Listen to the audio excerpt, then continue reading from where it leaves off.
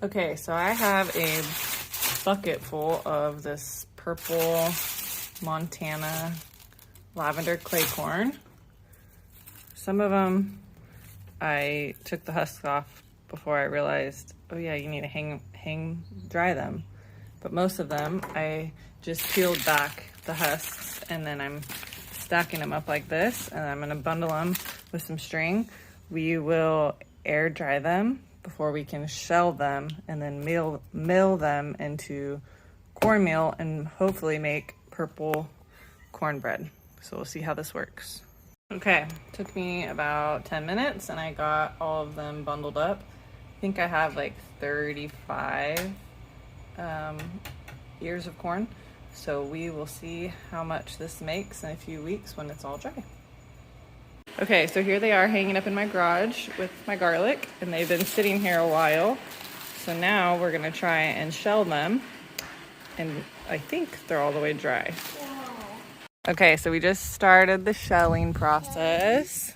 With the purple corn. Yeah. We're going to make flour out of it after this. And that's a cat camel sitting by us. Oh, yep, you're right. Okay, show us how easy it is to get them off.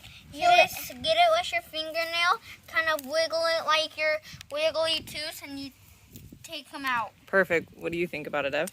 So you just have your fingernails and you just put it on the top and you just scratch it and see if any ones come off. Perfect. And if you break it in half, that means that makes it easier. Sounds good. We've been doing it a while and we found a better technique than our fingernail. To like do this like... Yeah, like you're wringing out a towel. Yeah. And then it comes off really easy. Okay, we got a whole colander full. Can you see the little guys blowing off in the wind? So we need to winnow it. You know, when you do like wheat and you kind of put it up in the air like this and all the chaff blows away, like all this little stuff, and the heavy stuff falls back down. We need to do that. And then I'm gonna spread it out and let it dry like, I don't know, another week or so before we mill it. We had it hanging to dry, I think 3 weeks.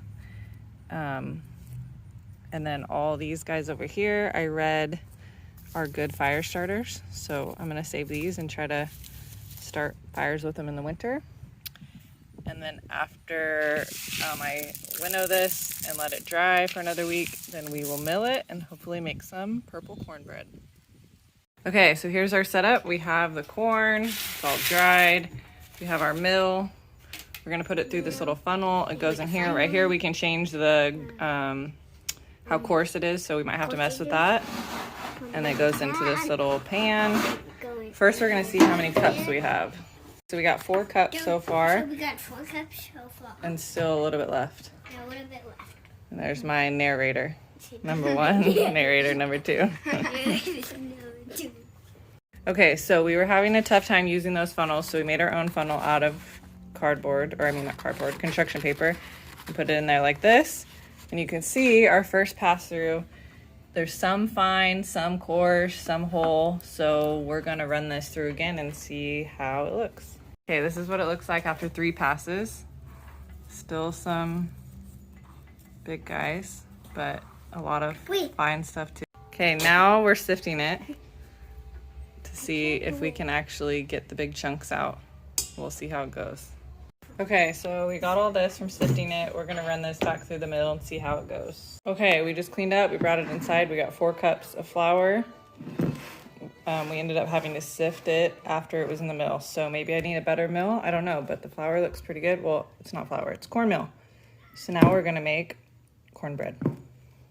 Okay, we just pulled it out of the oven. It's a really cool light purple lavender color. It smells super good. We're gonna let it cool off and then we're gonna cut into it and try it out. Okay, it's done. How do you guys like it? Good. So good? Putting honey on it? Yeah. Here it is.